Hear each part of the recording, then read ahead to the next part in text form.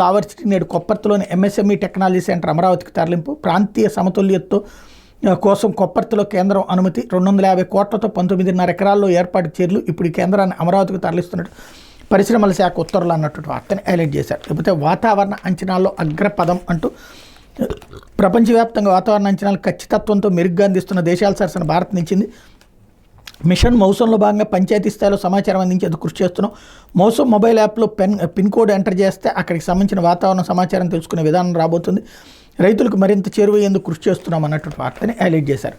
లేకపోతే ఇదేమి మిత్రధర్మం అంటూ నామినేటెడ్ పదవులపై బీజేపీ జనసేన నేతల కినుక. చంద్రబాబు మిత్రపక్షాలకు ద్రోహం చేశారని మండిపాటు.